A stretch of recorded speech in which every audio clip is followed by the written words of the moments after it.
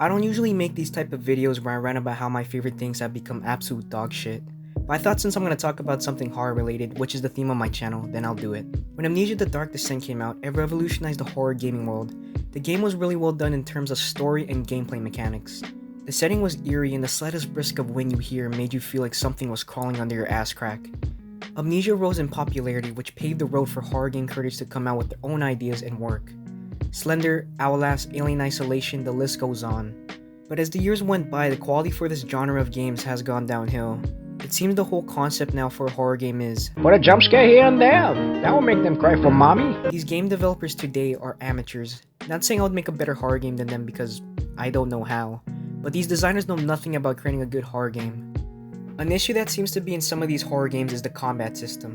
If players spend all their time killing the thing that they're supposed to be afraid of, then it makes the enemies less scary. Games such as Dead Island or Dead Rising suffer from this fault due to the player being able to wipe out a horde of zombies with weapons forged by gods. If the player is having fun testing out Thor's hammer on the monster they're supposed to fear, then it takes away the fear, which is what a horror game strives for.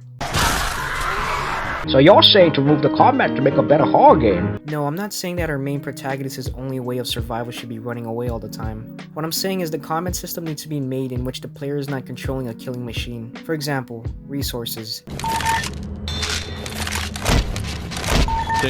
Weapons, ammo, and supplies should be scarce. This causes the player to be more fearful of their enemy due to having less of an advantage now. This also opens up the opportunity to use stealth as a way to avoid getting murdered. Stealth is such a good mechanic to have in a horror game. It instills fear in the player by making them always worry about alerting the enemy. The Last of Us is a great example of a game that has these. Ammo and medkits are hard to come by, and weapons degrade easily. This forces you to sneak around the group of clickers hoping to God you don't alert any of them.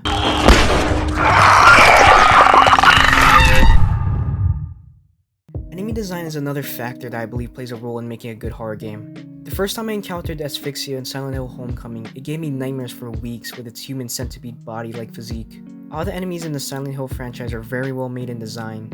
The appearance of these enemies are quite disturbing and frightening, which makes you hope you never encounter any of them in-game if you're playing.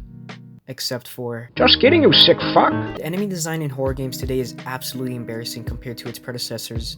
You now have a bald school teacher, a pedophile, and your grandma as the enemies you have to face. Their appearance is not something that would make me shit my pants and scream if I ever saw them in game. Game developers need to create better enemy designs to make a great horror game. The last issue I have with today's horror games and even horror movies is the constant use of jump scares as a means to get a cheap scare out of the player.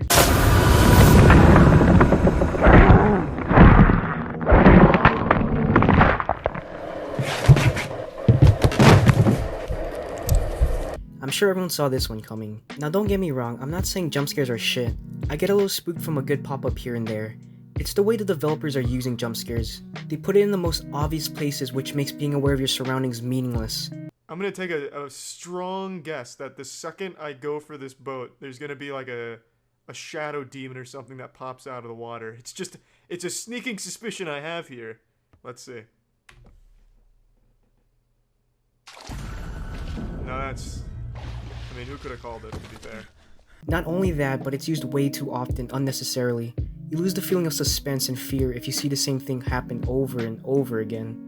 If I'm getting bombarded with Granny's saggy titties always popping up every time I open the door, then I'm no longer afraid. I'm more annoyed if anything. Developers need to learn how and when to use a jump scare properly. A great example is, and this might surprise you, the jump scare from Five Nights at Freddy's when the power goes out and it's almost 6 AM. It builds up this tension of you either making it to 6 and surviving the night or being met with an animatronic bear.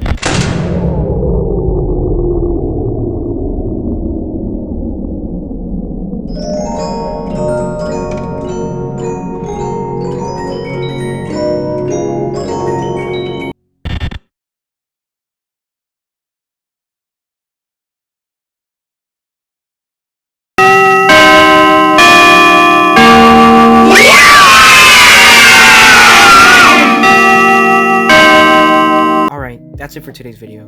I don't think every horror game sucks, but there are some common problems that pretty much all the games have. These issues are holding back the game's full potential, and I believe horror games can be way better if developers can fix the mistakes they've been making.